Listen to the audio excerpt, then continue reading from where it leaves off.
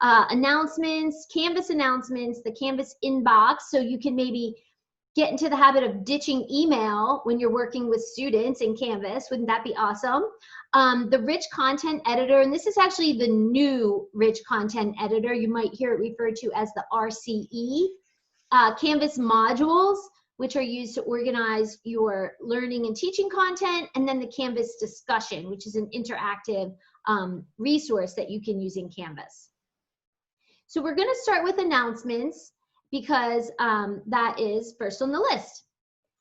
So I'm here in my Canvas dashboard. You can see it's I've got my sandbox up top. If you didn't know, you can move these course cards around. They're called course cards. So your students can too, so you can like alert them that they can move them around. I put the sandbox at the top because that's the one we're going to be working with today. Remember, we're looking at announcements. I am going to give you this Google Doc. It's tinyurl.com/learningcanvas. And all I did here is put, these are just links to the Canvas guides. If you haven't seen the Canvas guides yet, I want to make sure that you know that there's a PDF for probably the majority of the questions, not things related to Sapphire or, you know, Southwest specific, but Canvas specific, yes. So these are all the resources about announcements. We're mainly going to be talking about what it is and why you would use it and how to do it and that sort of thing. But I think this could be helpful. I'm going to add to it the more workshops I do. When you go to this Canvas page, it's really long. There are, you know, a bazillion links, but I was just trying to narrow it down to the ones that I'm going to be talking about with you today. Can you go back to that link again real quick? This one? Yeah, that one. Yep, it's just tinyurl.com/learningcanvas, no spaces. And I can put that in the chat for you too. Thank you.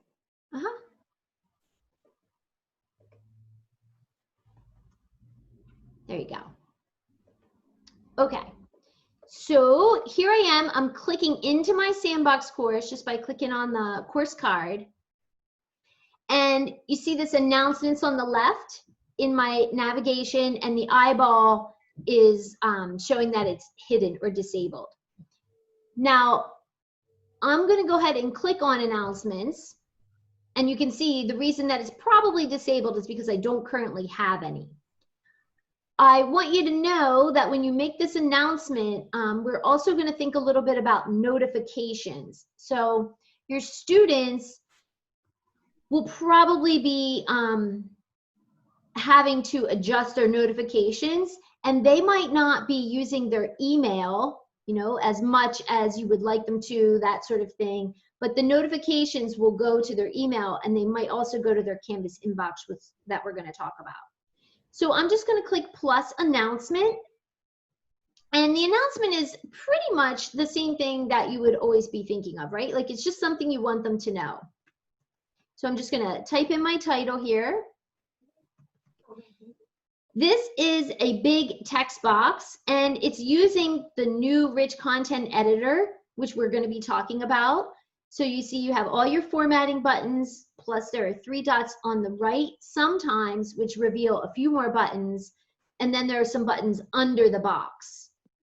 I want you to look at this little 8-dot button. I heard it referred to as an ice cube tray, and I can use that to drag my box up and down. So I was kind of frustrated. I'm like, why is this box so small? Then I was in a Canvas workshop, and they show that you just drag it down.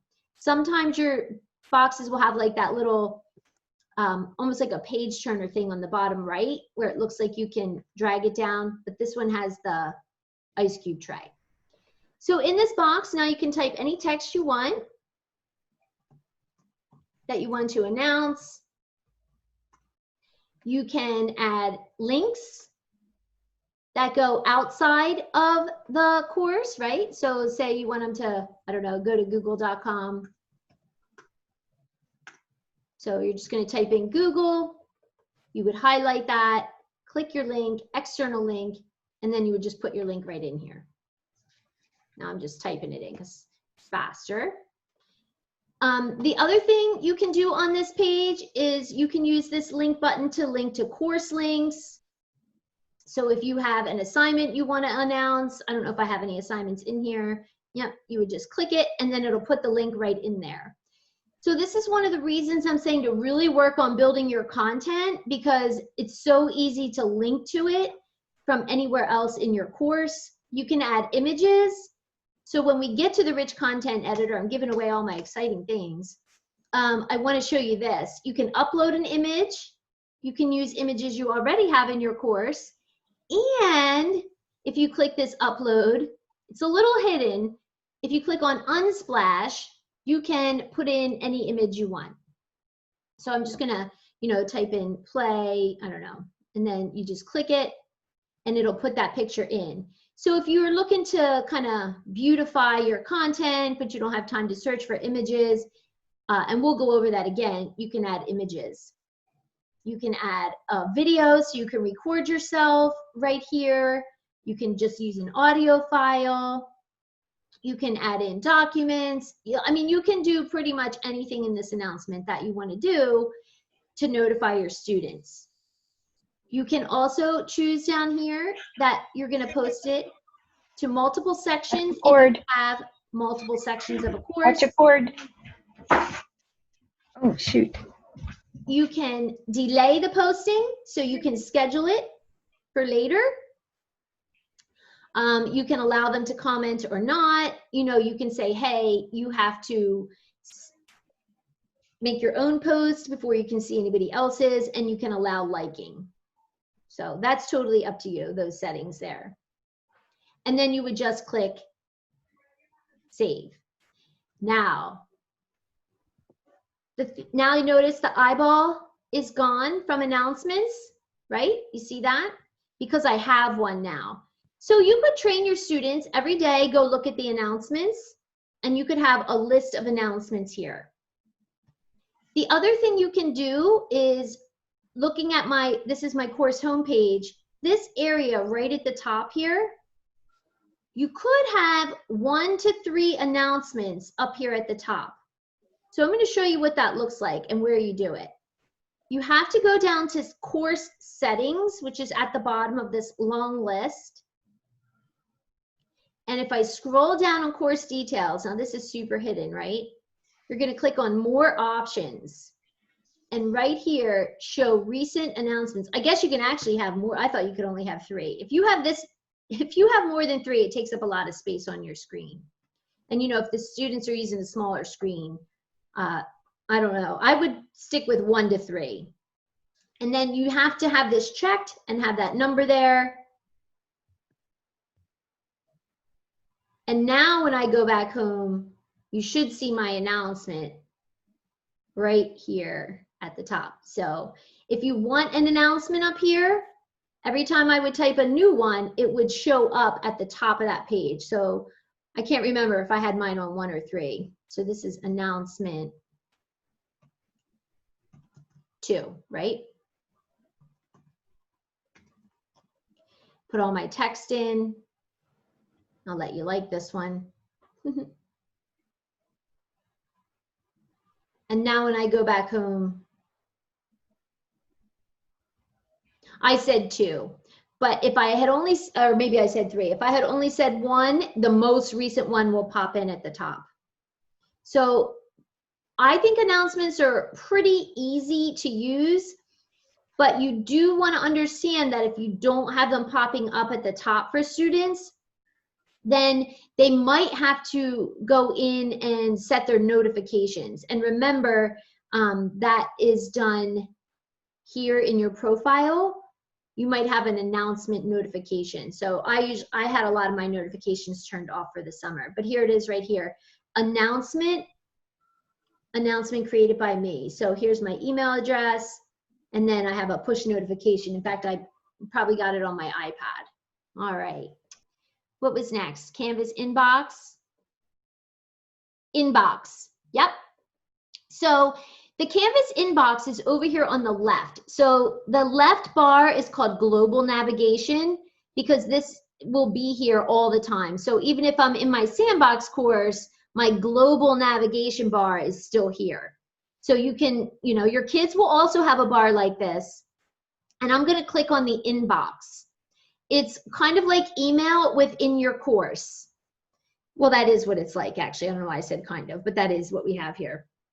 So if I just click the pencil, I can start a new message, and it wants me to, look in my courses. For instance, I did Canvas units, right? I can come over here and say, show me the students, and maybe I just want to send a message to Brianna. Or I could send it to all my students in Canvas units. And I can put in a subject, and I can give them, they can each get their own. I do not have the toolbar in here. So if you want to put a web link in here, you need the whole thing spelled out, you can't just, you got to give them the link. You can add attachments, and you can add a video. So if you wanted to record yourself, or if you had a video file already stored. And then you can also attach files like PDFs or other things from your computer, okay? Now, that works great because you can also come back in here, and then you can say, here are all my courses I've already had. You can say, show me my sent things. It will keep your communication separate from some of your other communication. In addition, when I'm in my course, now in this case, I'm going to go into I'll go into Canvas units. It doesn't have as many people in it. And I know, oh, here I had 3 announcements. See how much they take up that much of the screen. When I go to my grade book, I just wanted to show you this. Now, this won't apply for all your grade levels, but anytime you make an assignment, it will show up in your grade book. And if you graded here, it is going to transfer also to your Sapphire gradebook. But here's the 3-dot menu. Take a look here. I can say message students who haven't submitted yet, haven't been graded, scored less than, scored more than. So I can say, well, if they haven't submitted yet, this particular assignment, I can change the subject. I can leave them a message in the box, and then I can just send the message. So you can send messages from other places in Canvas. Here's another one. See, message students who. And then that way, it's a little faster for you keeping track and communicating with them, and it's not going to get lost in your email.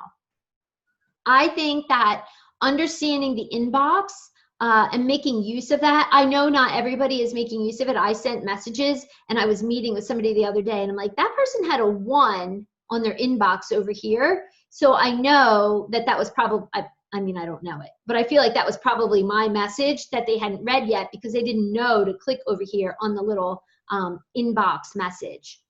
If you're going to use that with your students, which you should, you're going to have to talk to them about the fact that it's over here. They may have their notifications set to get these into their email too.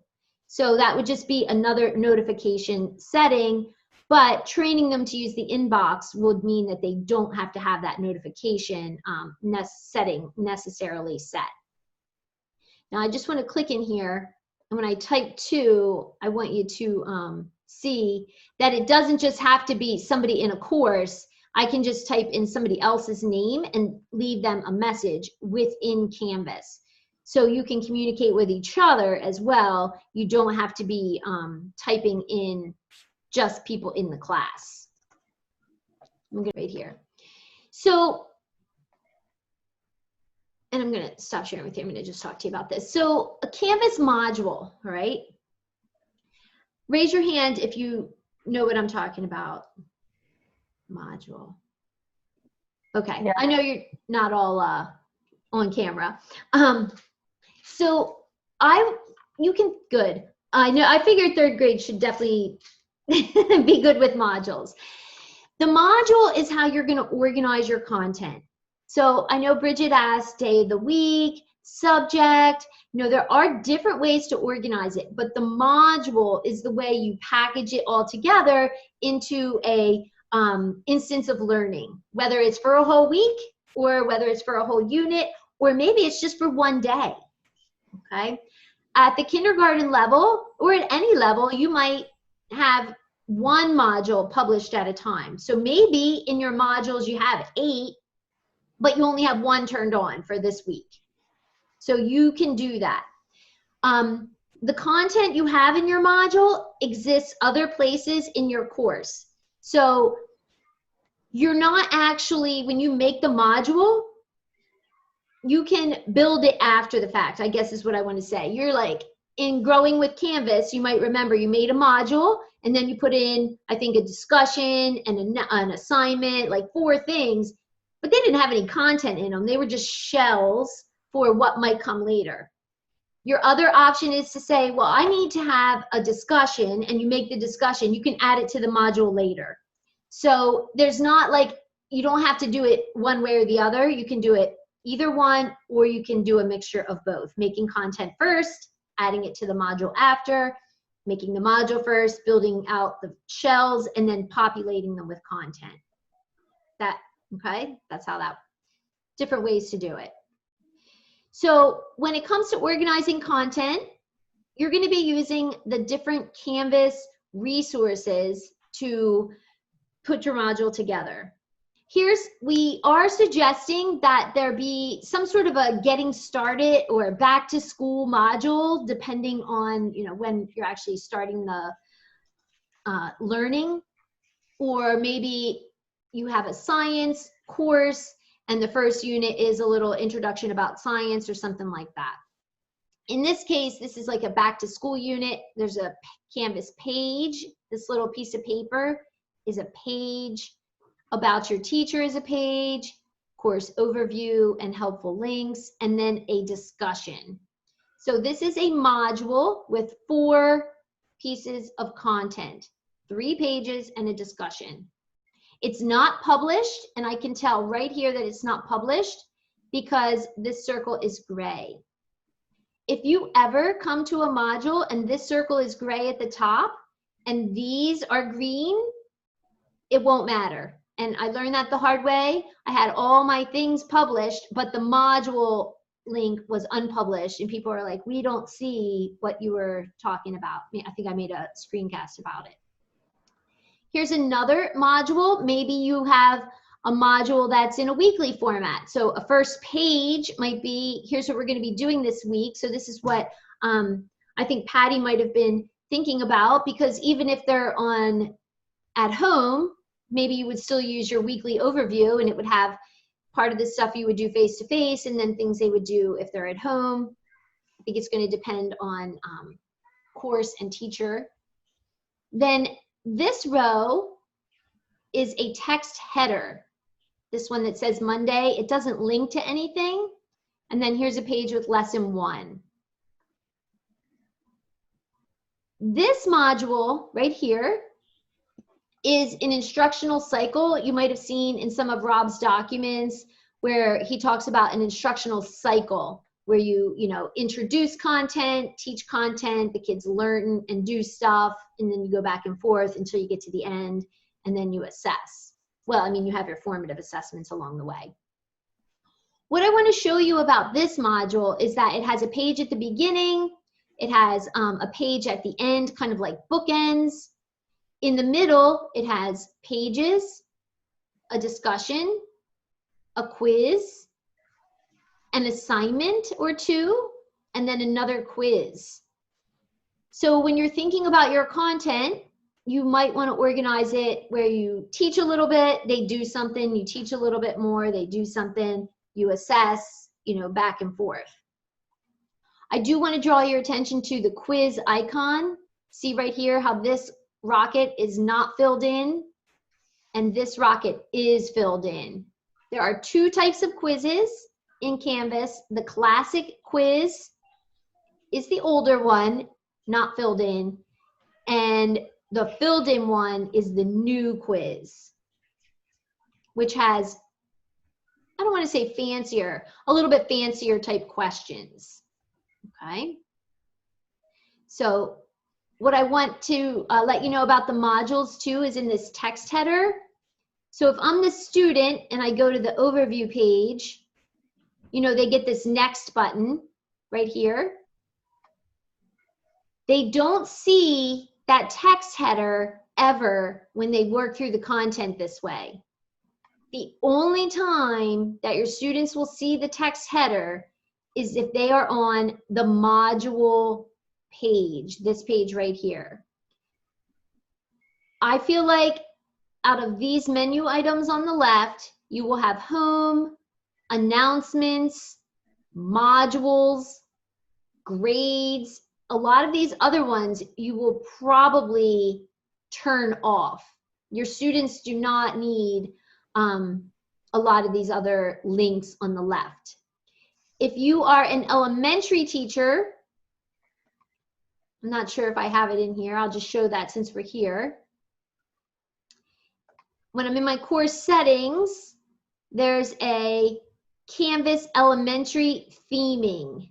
So if you go into your course settings, it takes some of these out automatically. It changes the font. I'll turn it on. You can see what it looks like. It's not a big deal. So, and it's just for this course. It's in my settings. See how it changed the font? And if I go to the student view, which is on the course homepage, then see how it removed a lot of the links over here on the left? And they don't even need seesaw or badges for this course. You could turn all those off. So that's just so if you're an elementary teacher and you decide you want that. I have to turn that back off because this is not my course. So I don't want to. There we go. So Michelle, do you do that for every module? Like you turn them on and off for each module, or they will stay set?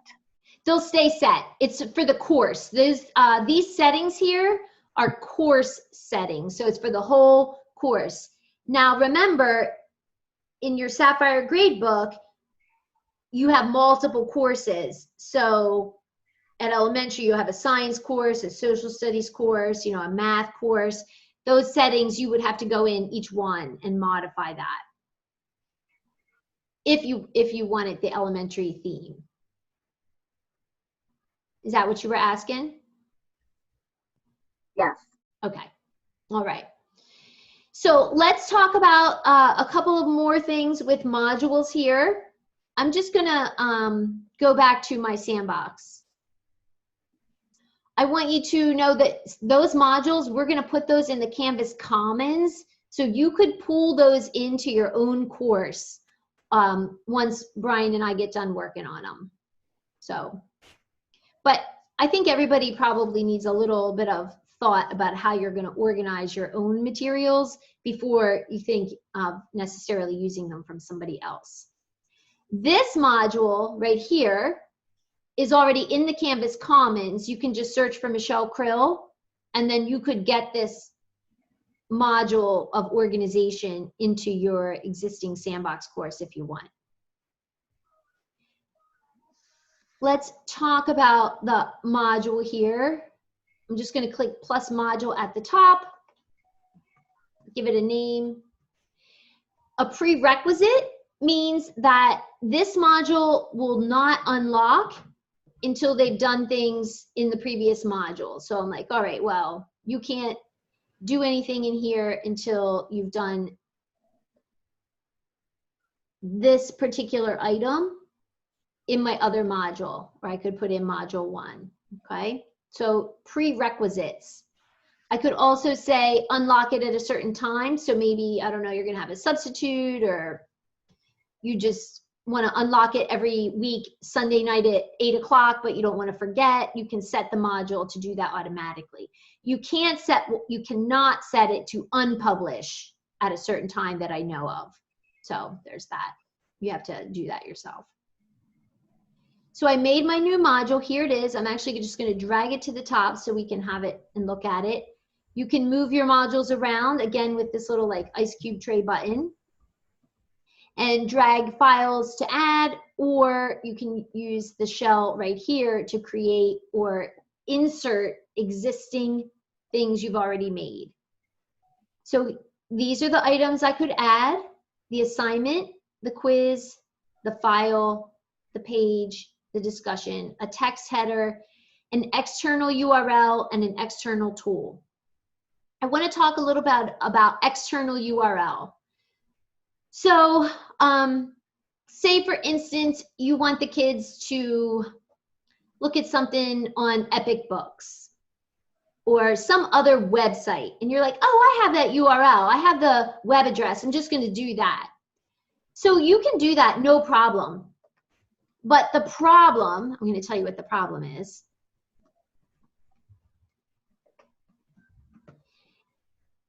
And I don't necessarily, if you do load in a new tab, it means it's going to open it in a new tab for them, which you could do there.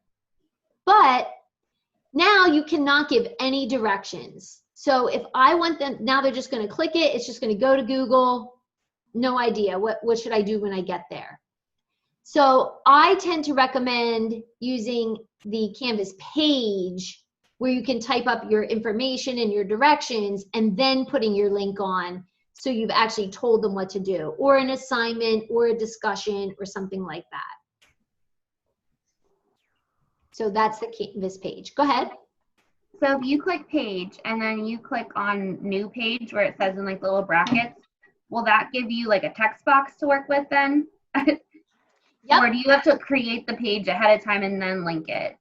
Nope, you can create all your shells just like this. So I can create page. When I click that, I just type where it says page name, and it'll create it. And then all it does is it puts like this little empty page in my module. Okay. Thank you. And then you can go in and type what you need, the directions and the link, and okay. But if I have one already made, I can go ahead and just put that one in. Okay. No problem. Let's see. The other thing I wanted to tell you about this is I'm going to add this quiz, right? New quiz.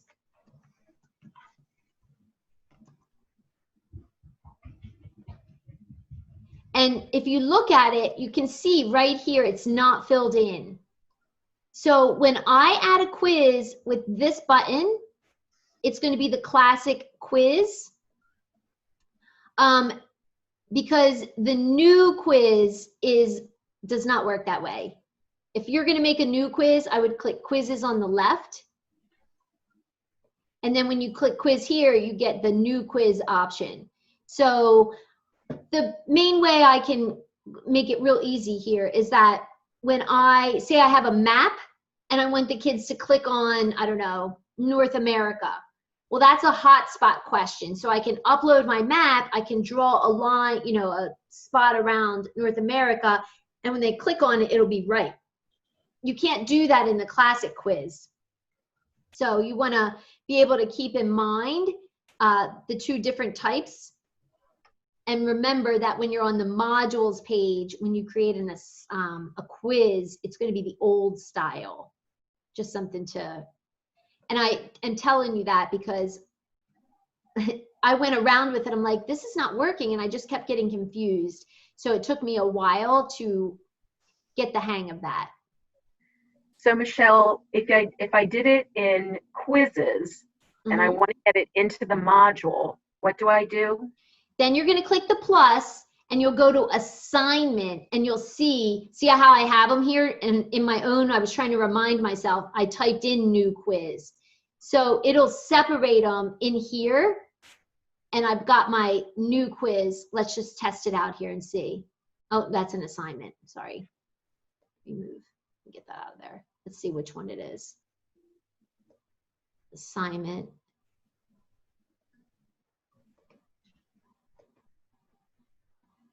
Nope. Oh my gosh. I'm always naming things new quiz so I can remember what they are. Hold on. What did I just call that one? Let's go back over here. New quiz sample. New quiz sample. Here it is. New quiz sample. Okay. Oh, well now it's an assignment, but it's still my quiz. I'm going to have to new quiz module. Oh, there it is. So it's fine. That's how you do it. It's the new quiz is under assignments in module. That's confusing. Well, and now that we're here, let me just show you. So I can tell this is the new quiz because now it has these settings, reports, moderate, and look, I'm outside of my course. And when I go to add my question, I get these this pop-up. So the new quiz is outside of the course. I don't know, I'm not sure how better to explain that. It's considered an external tool. So just to verify, Michelle, if I want to do the new quiz, I'm not in my module, I am in quizzes. Right. And then from there, how do I get it into the module? When you click the plus sign, you look in your list of assignments. Don't click quiz from the drop down, click assignment. Now, We talked, Michelle, go ahead. sorry, now that one that you called the ice cube tray, Mm-hmm. you can use that to move it around within this module, is that correct? Yep, I can just move this up. Yes, okay. And you can move your modules too. Like I could make this my first module. You can just drag them around.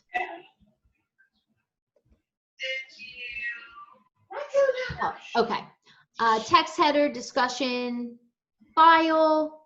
I don't think you would necessarily be putting files in like this. I don't have too many files in this course, just pictures, because you're not going to be able to give them any directions.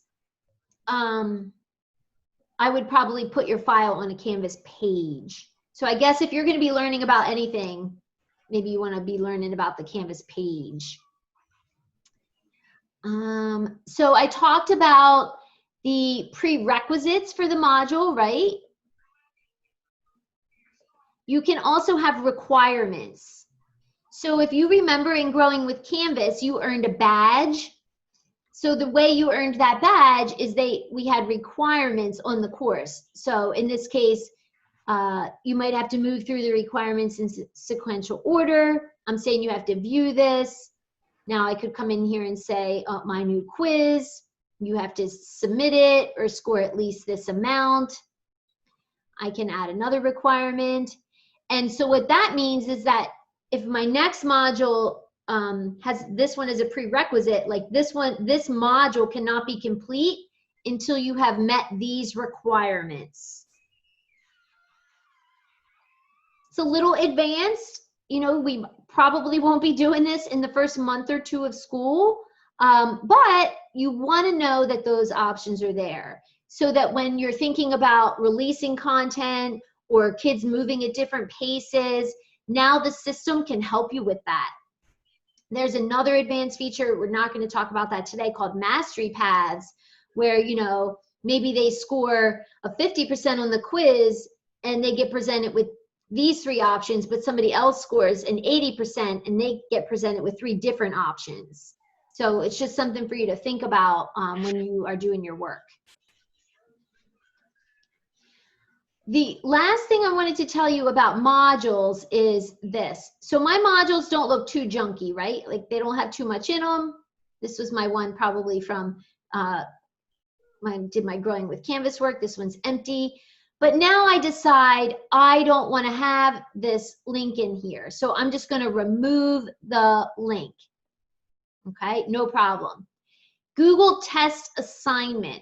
Oh, I don't need this assignment in my module, so I'm going to remove it. The thing is it's only removing it from the module. If I go over here to assignments on the left, that Google assignment is still in my list of assignments. This is called the assignments index page. That means all my assignments are there. So when you remove it from a module, if you actually wanted to like totally delete it, you have to delete it from somewhere else in the course. Does that make sense? I guess the reason I want to say that is because if you ever go to the comments, or maybe one of your friends is like, I've got this great Canvas course, let me give it to you. And you take it, and then you start making some changes, and you're like, wait, I don't need all these things in my modules, and you remove them all, and then you go over to your pages, index page, and you're like, why do I have 30 pages? It's because they came with the course. And that totally happened to me with my course. I had all these pages from Kutztown University, and it was hard for me to know which ones I should delete and not delete. because I didn't make them, but I removed them from my modules before I knew what they were. So that's just a little thing that might come up later. Removing it from the module does not delete it from the course, which can be good, right? Because it's still there. But if you actually wanted to delete it, you have to go somewhere else to do it. So modules are mainly for organization. Any questions about those things? I'm sure there's plenty more I could tell you about modules, but.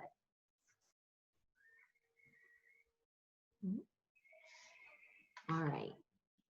Are you raising your hand, Erin? No. Thinking. Okay.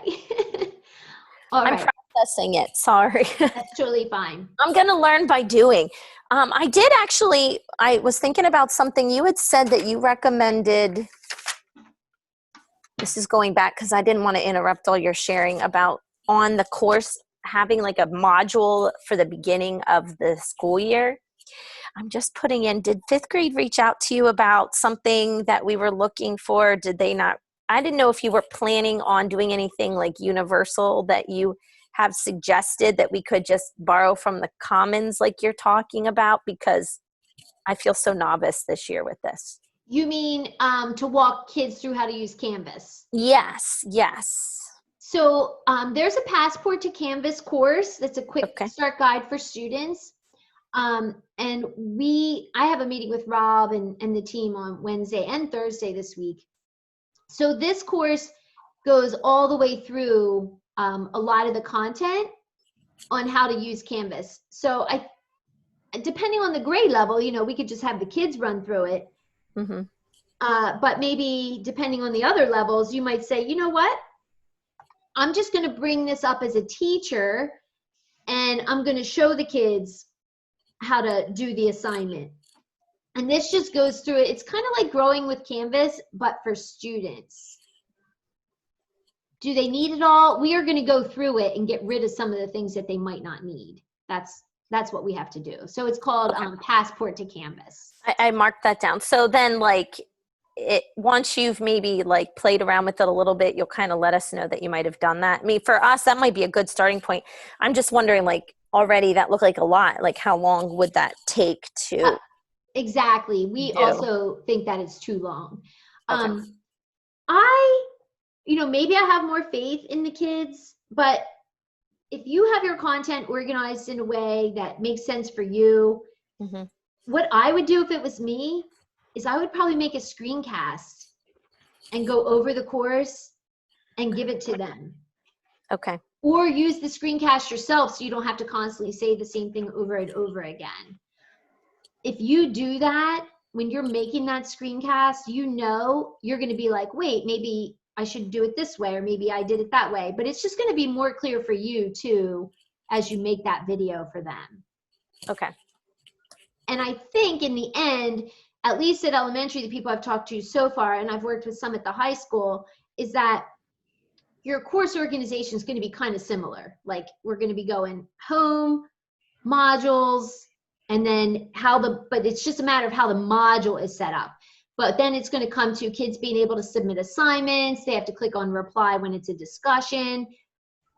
Maybe in the first week of school, you want to use one or two of each of those things with whatever group you're working with. So you've gone through them all with everybody. Have a back to school discussion and turn all the features on. Okay. Mm-hmm. So you can do it with them. Just in case we end up home and then they know what they're doing. Yeah. Okay. I didn't say that, but I would just do it anyway, because even in the classroom, with however it's going to be set up and masks and face shields, mm-hmm. it's just not going to be like last year. It's just not. So any way you can do to make it easier on yourself and them, I think is going to be better for everybody. Right. Yeah. And we want them to know what they're doing, and that'll be beneficial. Okay. It'll take practice. A lot of the stuff that I've been seeing, it's set up non-content related assignments to get them used to doing it before jumping right into the content. Having them, like you said, try out all the different things with stuff that's not your math curriculum or your reading curriculum. At least that's what I've been reading. So I don't know if that's right, but. Oh, definitely. And maybe if you haven't seen Rob's document, I think I closed it. I closed on my tabs. It talks about the written, like, I think the classroom culture being first. Mm-hmm.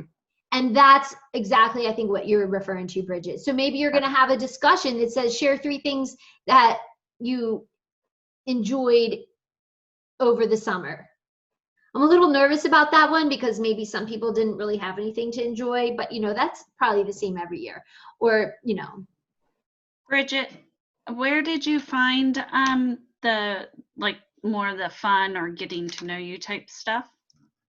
Honestly, it was a virtual conference that I signed up for, and they had 3 panels on distance learning.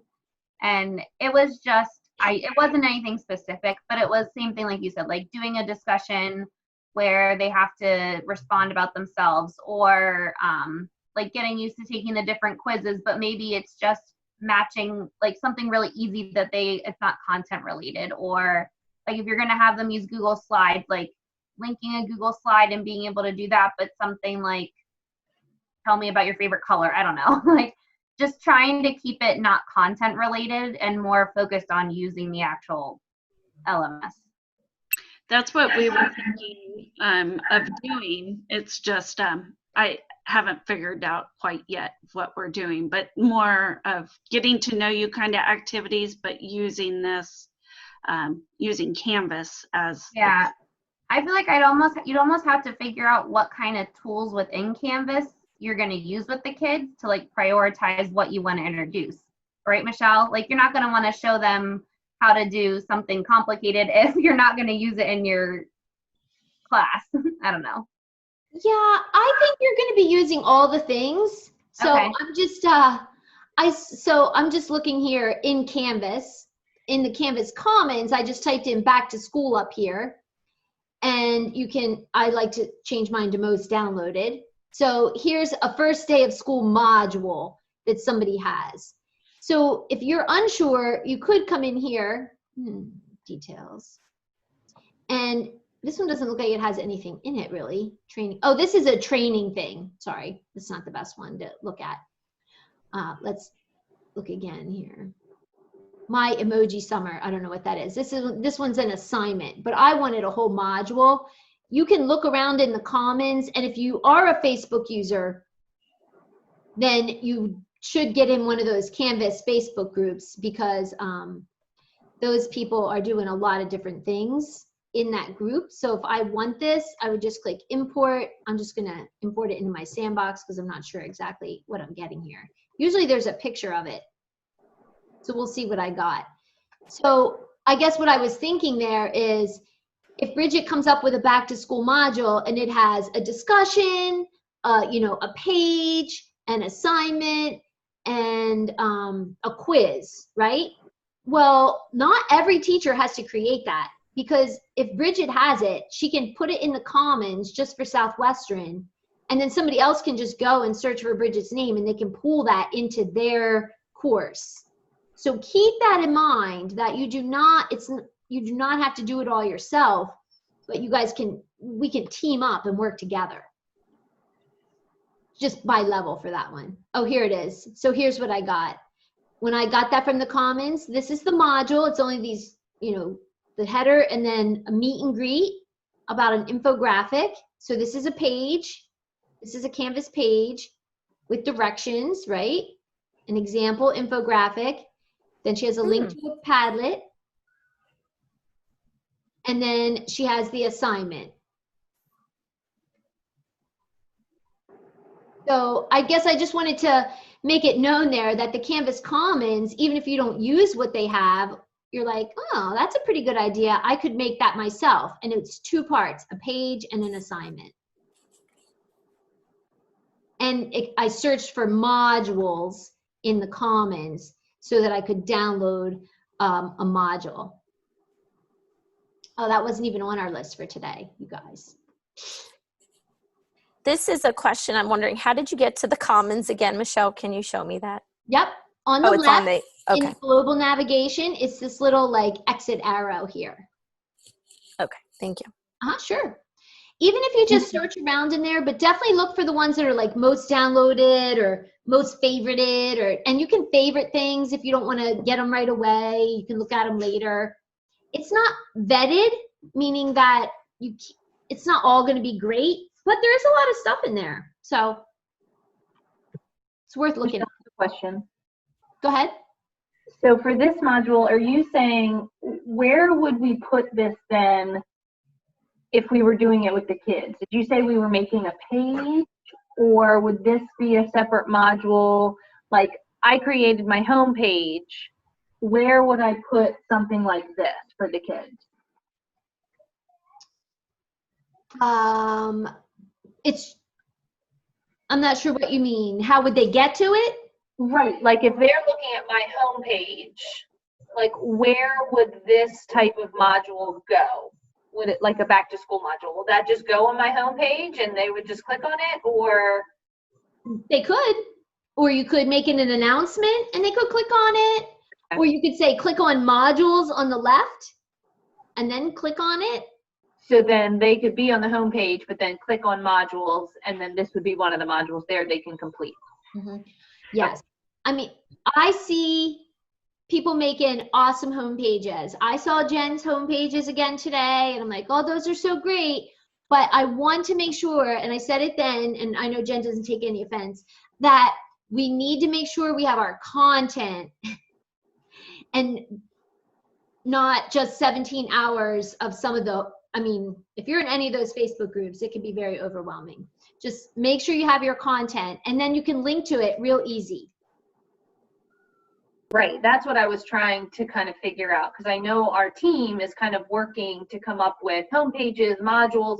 So I want to make sure that the things that I am trying to research or create are going to be useful for the kids, like where I put those. So like if we created like a science module and a math module already, but actually those might even be a course. If they're like their own, so they're a course. Yes, yours. Okay. Well, all your science modules will go in your science course, and all your math modules will go in your math course. Right. So that's why I'm trying to figure out, what would this back to school module be? It's not a course. So this would, the kids would just click under modules. Yeah. And so, and this is specific, I think, maybe to elementary, because at middle and high school, they're going to have like 3 math courses because they teach 3 sections of math. So they would have this back to school module in those 3 courses. Could be the same exact thing. You create it once and then port it over to your other 2. But at the elementary level, you're like, wait a minute. The question is, are you going to have a homeroom course? And I do not know that answer. I saw Jen's today and I'm like, is there going to be a homeroom course? And she's like, I thought so. So we're maybe, but yes. So we're going to be, actually, this will be very helpful. We're going to be looking next at the rich content editor. And I think this will be very helpful to go along with what Susan was saying there. And the reason I say that, I don't like all my announcements up there now, is here's my home page, right? And if you like this home page, I can give this to you. It has this bar at the top that's blue. This is just a picture that I made in Canva.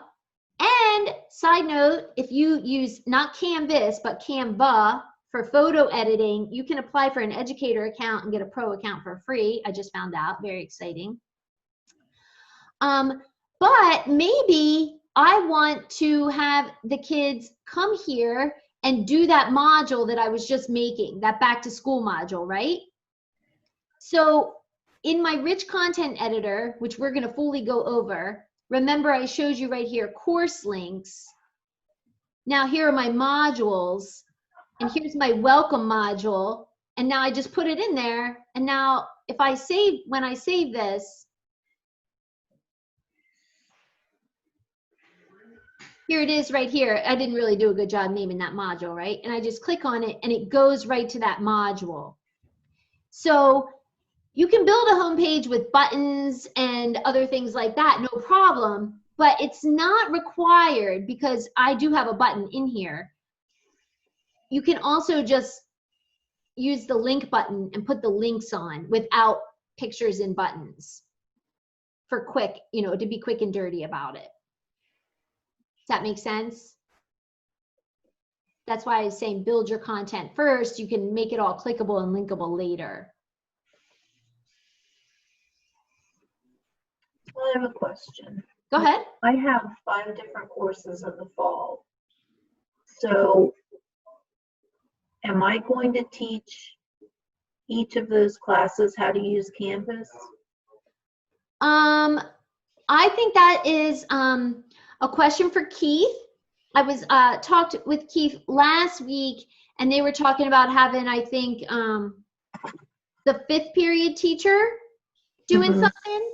And we said, well, as a implementation team, we should send out what those teachers are doing so everybody is doing the same thing, because you don't want half your class showing up and the 5th period teacher did a phenomenal job and another 5th period teacher, doesn't know enough yet to be able to have done a phenomenal job. So we want to be able to provide the resources that get shared with the kids to have at least a base level of consistency with how to use Canvas. Okay. Does that sound good? Yep. So you'll probably be doing that for some groups, but maybe not all your groups. Okay. Okay.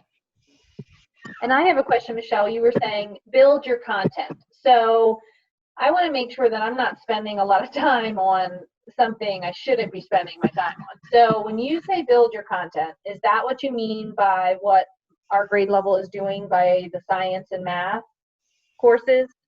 Where you're making the quizzes, where you're building the pages that might include screencasts or PlayPosits or Nearpod or Google Slides, where you're organizing assignments, all that sort of thing.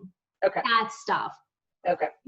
Just imagine, oh my gosh, I wrapped all my Christmas presents and it's time to open them, but I didn't actually do any shopping. So now all my boxes are empty. They look great, but nobody's going to be too happy with what's inside.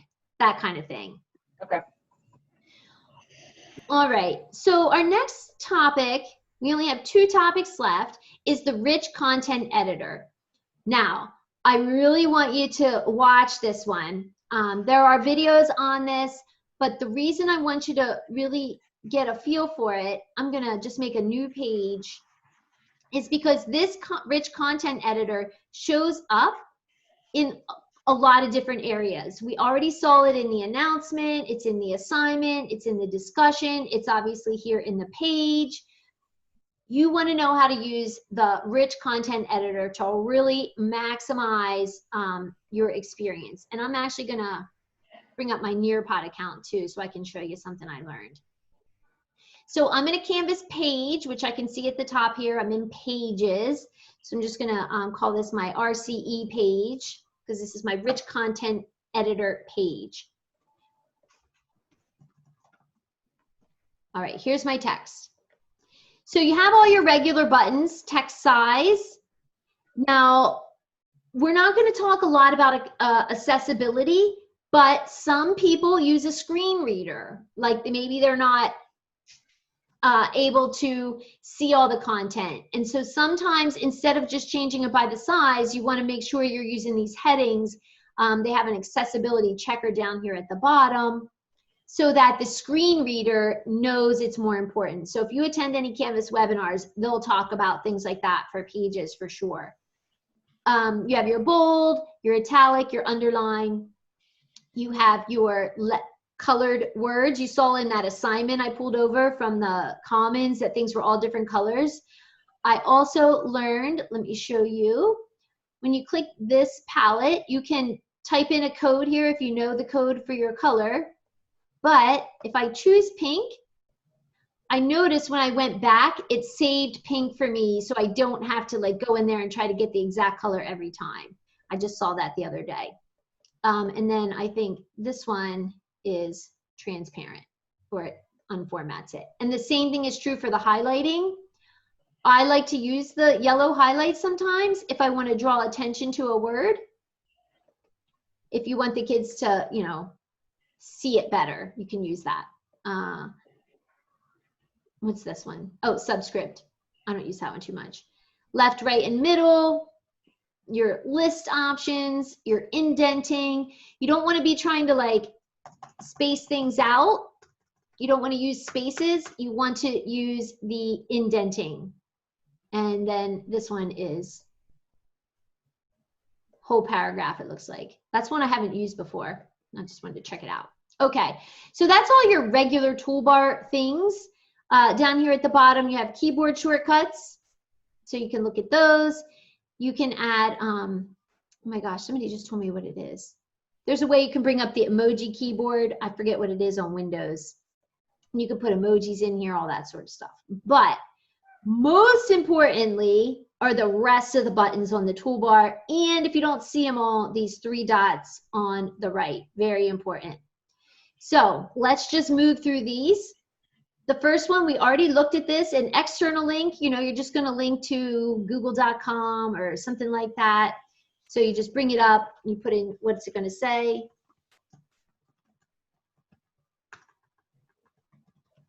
And then you put your URL in down here. And now you've got an external link. Also on here, remember, are your course links. So now if I want to just build this page and I want to go ahead and say, oh, I want to link to this interactive discussion. And then I also want to say you're going to have this assignment. So like how Patty was saying, she wanted to give the kids a bunch of, you know, whatever they have to do. But why wouldn't you, maybe you just want to build a page of it because you say, hey, here are the 5 things you're going to do this week. And when it's already going to be clickable when they click on it.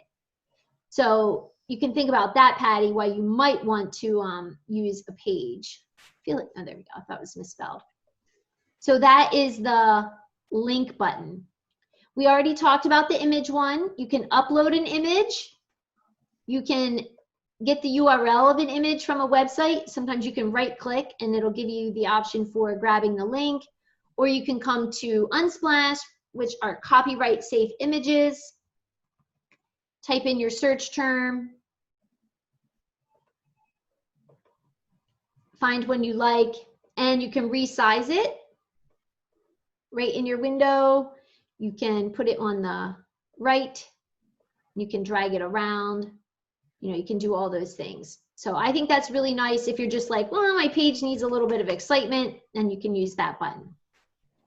Course images will bring up any files that you have stored in the course. So these are just all kinds of buttons and things that I already have in here.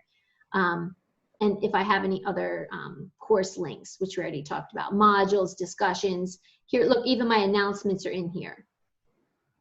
So you can do all those things.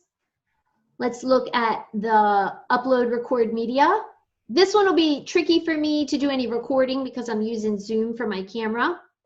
But you should try this out, especially for younger students. You can record all your directions. You see my bar going. It's working no problem. I could turn on my webcam. And if you have embed code, remember if you're on a website and it has like those 2 carrots, I have them on my index card here, these things, then you could paste that in here if you have those from a video. Course media. This is if I already had video in my course, which I do not. And then user media, same thing. I have some videos in my, so course videos are things that are in my Sandbox course. User files are things I might have just in my Canvas files. I'm not sure what those are. Next button, this one's pretty great, upload a document. So when I click here, I can just upload a PDF. Then give directions for it or some other sort of file. If I have documents already in my course, or if I have any user documents. So if I want to upload a PDF, I can upload it here. It'll link it. I can add my directions. When the kids click on it, it'll open the PDF and they can read it and do whatever that you want them to do. Now I zoomed out, I hit Control- on my keyboard so we could see these other buttons here. When you see people making home pages, right, and they have a lot of buttons on them, and they're all perfectly organized, and then you come in here and put your buttons, you're like, why aren't my buttons working? That's because they have those organized in a table. So I just put on a quick table here. I'm going to go ahead and put in a couple of buttons just to show you. I already have some of these buttons in here. Here's your delete, add rows. That's this right here. Let me put in one more button that I already have.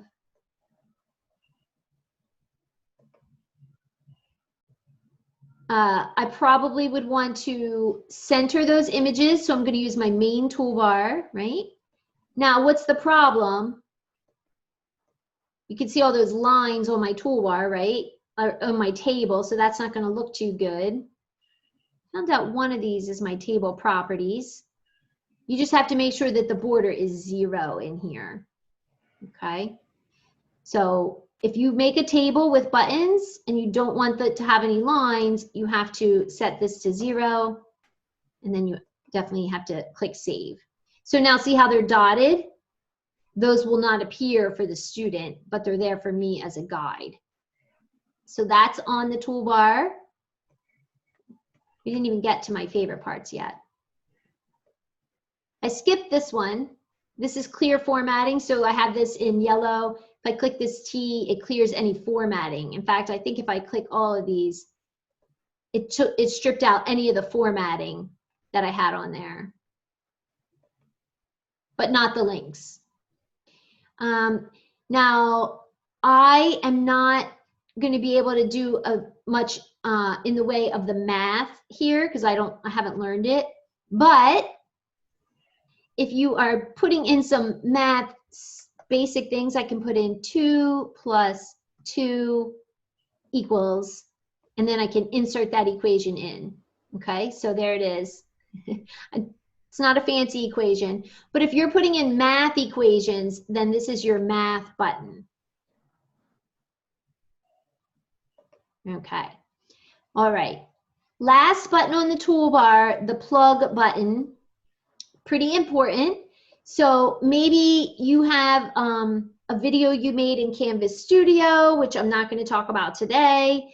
Maybe you have a hyperdoc in your Google Drive that you want to put on this Canvas page.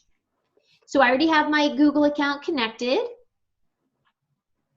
And I'm just going to go over or maybe you have Google Slides that you want to show to students. I'll just use these back to school slides, for instance.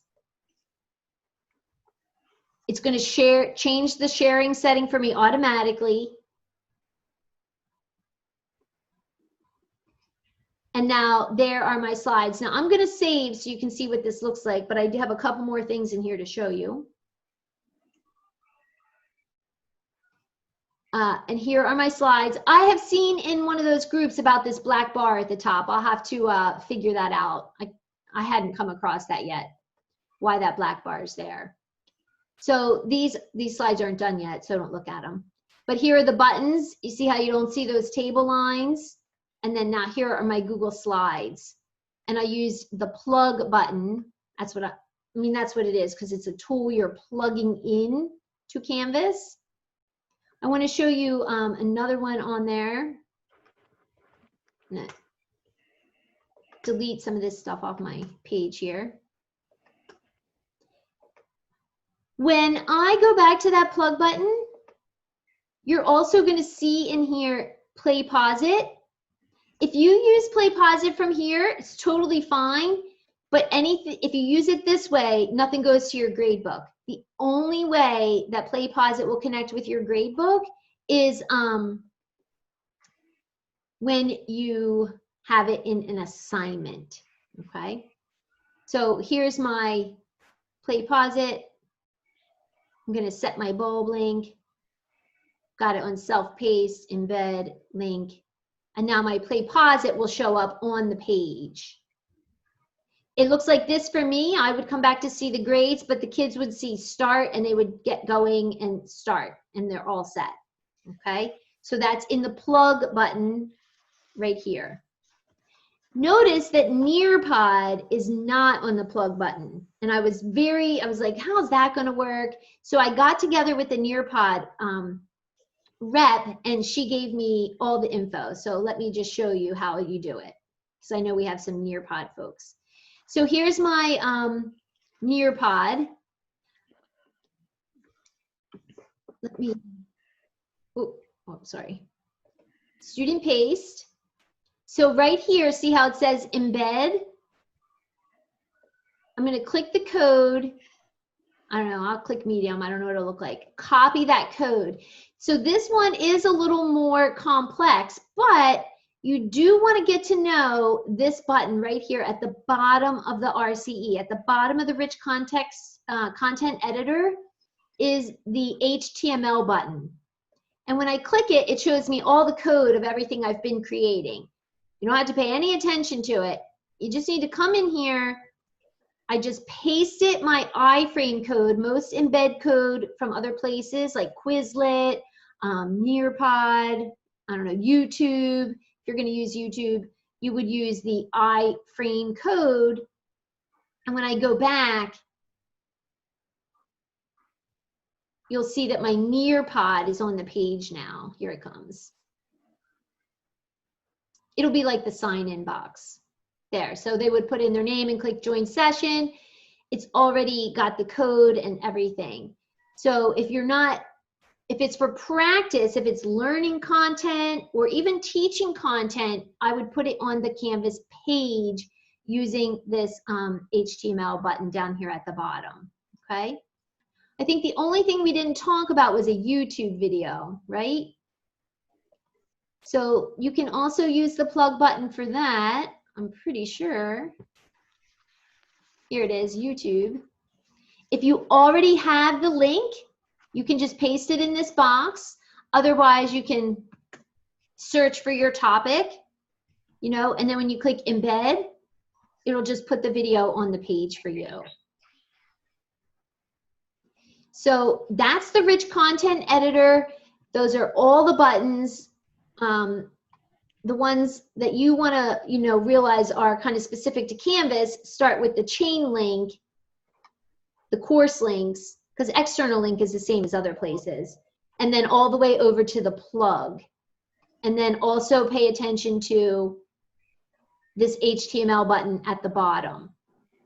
I know that Quizlet is in the plug button, but I have not been too successful at getting Quizlet to work this way. I don't know if I'm searching for the wrong thing. Like if I just want to search for, I don't know, geometry. A lot of times I get no results. So I'm not sure if I'm searching for the wrong thing, but if you can go to Quizlet and get that embed code like this, then you can just paste it in using the HTML button. I think that's a lot of information, right? But remember, if you can master the rich content editor, then you're going to be able to build pages, assignments, discussions, announcements, and I feel like there's another place that the rich content editor appears. So I just wanted to see how you felt about that. And did you have any other types of content that you're like, how would I get this on the page?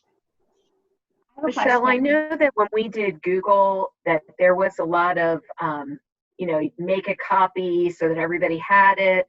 How does that work here in Canvas then? All right, well, that's not on our topics for today, but I'm going to show it to you because it's so easy. Okay, so what Janelle is asking, and I think at least one or two other people asked as well. So if you want to give out something that is a Google document and you want to make more that, you know, you want them all to get their own copy, that's an assignment. So you would go to assignment.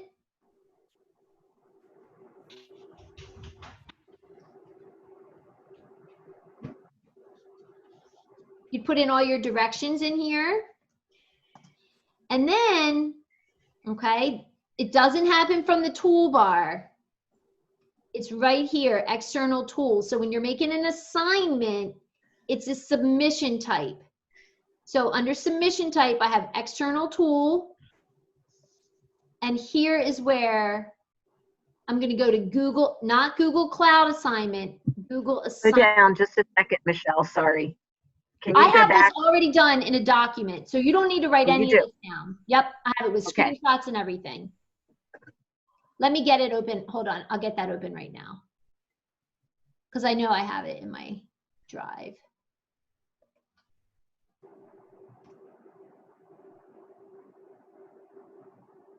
I just want to open it up and I'll make sure that I'll put the link to it on this document so that everybody can have it.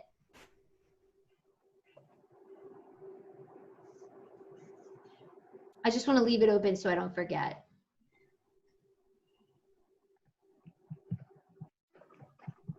Okay, so here's how you do it. I'll walk through it. I'm going to start over.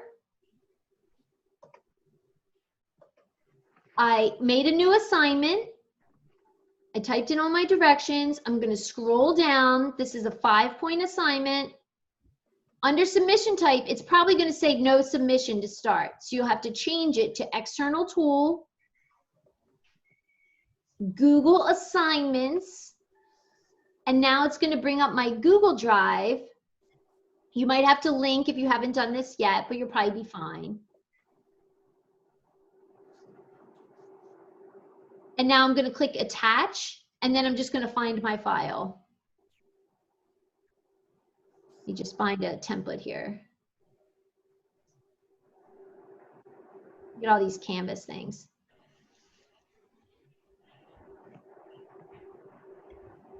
I don't know, what do I even want to attach here?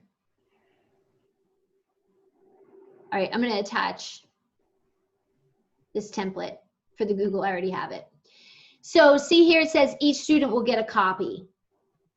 At the high school, we used to use Turnitin. They're not going to be using Turnitin, so you might want to have this plagiarism checker turned on in here. And you have to make sure these points match. And then you click create. You wait patiently. And then select, and then that's it.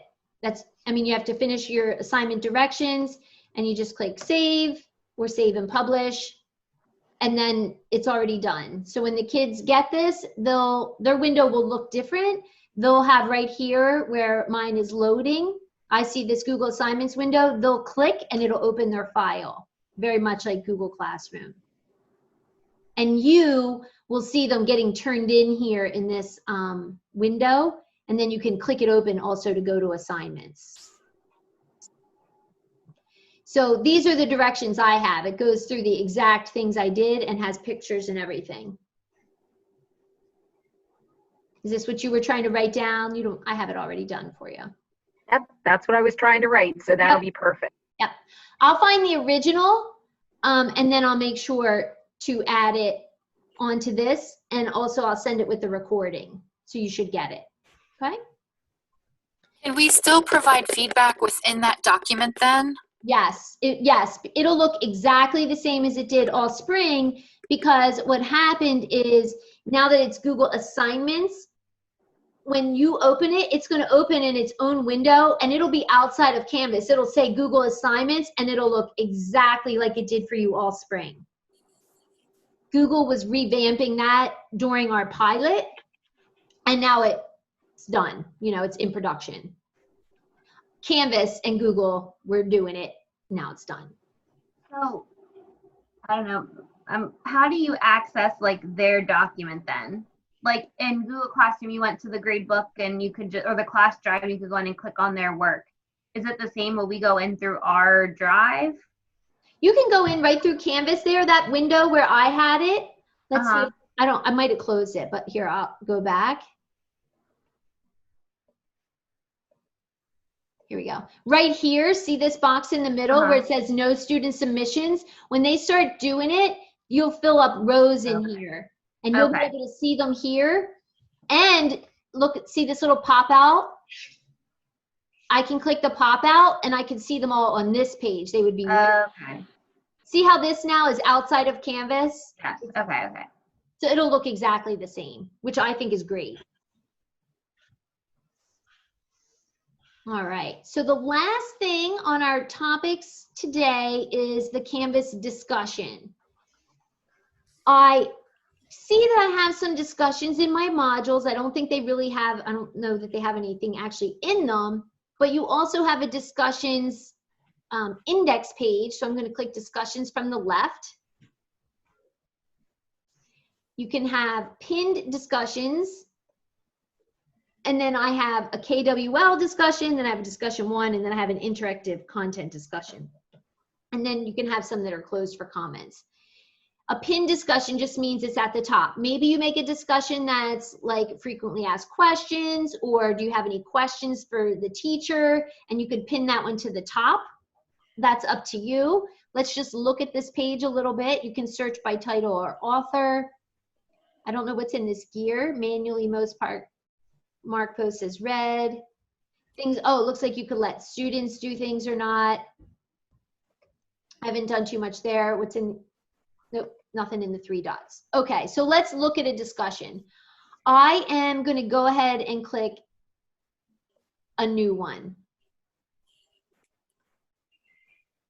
So you're going to have your discussion title. Maybe this is your back to school discussion. You can, whatever you want to name it. Notice I don't really have to talk to you much here, right? Like we already went over what all these buttons are. But what I want to show you is this. So I'm just going to go ahead and save my discussion for now so you can see what I think is not a problem, but something you want to know. Look where it says here's where you put your prompt. It's very tiny, right? Like if you just looked at this screen, you might be, I'm not really sure what to do. They do have to click reply.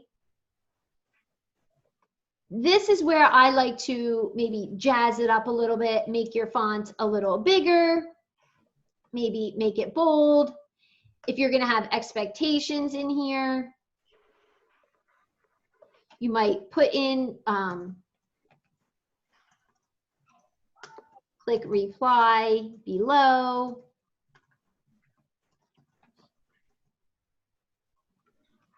You can add in web links, you could put in a video, you can do all the things that we talked about with the rich content editor. And then you can also add attachments. You can allow threaded replies, meaning that, you know, if I make the post and Bridget writes to me and then Patty writes to Bridget, or not. That's up to you on how deep you want to let your conversation go. In the Canvas webinar, they said, maybe threaded discussions go for the whole length of a course and shorter discussions don't have threaded. I think that's something that you're probably going to have to kind of figure out with your population. I do like this users must post first before seeing replies. I think that's great. You can grade a discussion. So maybe you want to make your discussion 3 points, you know, thorough response, not very thorough, you know, not thorough at all. And I would definitely have some discussion expectations that you go over with the students. I have a couple of samples in, I think they might be in the Canvas Units course. We did not talk a lot about assignments, but you can have assignment groups. So maybe you want to have formative versus summative, or, you know, whatever you want to group them together, because you can weight them in the grade book also. You can assign discussions to everybody in the class, or you can just pick, you know, individual students. I only have 1 student in this class. And you can say it can have a due date, and you can make it available within a certain window. And then I could come down here and I can assign it to somebody else, but have different due dates. So you have those options there. I have not used this peer review section, but it looks like, I mean, that looks interesting, but I haven't used it yet. And I have also not used this group. I don't have any groups in my class, so I'm not going to be using a group discussion. You can allow liking. Remember, some kids get upset or disappointed if student A has a bunch of likes and I don't have a bunch of likes. Oh, I don't want to do that. Now, you know, everything I showed you about the rich content editor, your students also have. So when they click reply, then they can do all the same things. They can come up here and go to Unsplash and add a picture. They can record a video. They can record audio. I allowed them to attach files. So you just want to be aware of that. When it comes to grading this, one thing that I really liked about the Canvas grading is that you can speed grade the discussions. So I'm going to show that to you because I think a lot of times what we are very curious about is what's this going to look like, you know, for the students, right? Like how's that going to work? Let me find one. I think I have one in my Canvas units. And I think I have some to grade too. Here you go. So here's a discussion we had. What's your content plan? We'll look at this one. Oh no, because this one's not graded. Duh.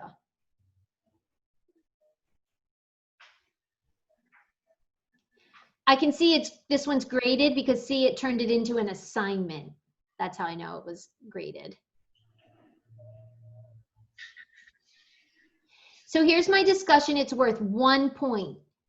I'm a teacher in this class. When I come over to the speed grader,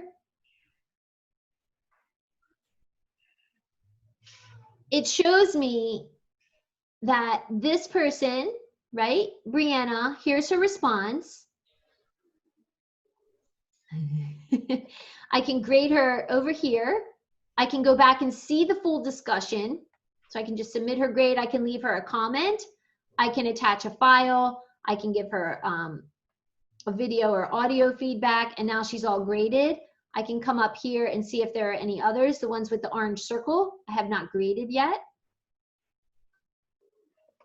And I just grade them like this. Okay, so I think the speed grader is very nice for grading discussions. Also, when you're in the full discussion, I'm just going to go back over here. I can say, show me all the things that, you know, Jen wrote, and it'll just show me all her things on this screen. Show me the things that I haven't read yet. So I think that, and here's one of my expectations for responding to discussions. Or I can see everybody's, right, like this. This one, I think, shows me deleted replies. I don't know why I would have any deleted replies. And then I also can hide replies so I only see the main post, or you can expand them. So those are some of the instructor features of the discussion, which I think are good to know about. You can see for this one, I put a little chat bubble in. I use some italics. I have a link in there, and it just makes it a little more obvious that they're doing something in that particular window. Michelle, I was noticing that there was a button on the discussion as well that left it unpublished. So we're always looking to make that green. Mm-hmm. Yeah. Yes. If you want the kids to be working on it, it has to be published. And did you say within the rich content editor, like I'm thinking of the kiddos that I work with, like they're not going to read all those directions. I can record myself reading them and put it over top, right? Exactly. Yep. So you would just come in here and go to this button right here, and where it says upload record media, you would just click record, and you can either start recording your audio. I probably can turn on my webcam. Here we go. And then you can turn on your webcam, and then you can just record it. Do all your recording, and then you can test it out, and then you can click finish, and then you just. Now, let's say like I'm working with Brandy Sims. Can I go into her classroom and record that? Or like in Google Classroom, I was able to go in and just edit like certain kids' assignments, because not every kid needs me reading their directions. You know what I mean? Is that a feature still, as long as I'm linked to her class? I would think so, yeah. Mm-hmm. Yeah. And it would just be, is there a way like how in Google Classroom you could go in and just click the kids that you want that to show up for? Or would I have to like copy the assignment and make a whole new one for a certain group? No, it looked like it was in the settings. I had that same option. Let's just bring that back to school discussion up. I'm just curious because that's a lot of what like Learning Support does is going in and editing for certain kids. So you would come in and edit the discussion. I don't know. I have to look at that, Bridget. Okay. Because I'm thinking, like if I was altering like a math assignment, like taking stuff out or adding things, like I would go in and unclick their names for the assignment Brandy made and just copy that assignment and edit it for my kids and then go in and click their names on the side of who I was assigning it to. So it still showed up and I didn't have to make a whole new classroom. You'll do the same thing here. Same thing. Okay. You duplicate it. You would Okay. have to duplicate it just like you did there. Okay. Yeah. Okay. Yeah. So that's the bulk of what I had to share for today. I wanted to, like I said, I want to tell everybody every single thing, but I feel like if you think of Canvas as a big puzzle, right? That when you learn all these little pieces, then you're maybe going to be better equipped to put them all together to make sense of it for yourself as you move along. And so like I see Chris is here, but you guys have probably done a ton in 3rd grade, right? But every time you come to something, you might find out 1, 2, 3 things that you didn't know, or that just clarifies a little bit of thinking about what you were thinking, or something that you're like, oh, now that makes sense because I heard it again. I think that's how it works for me.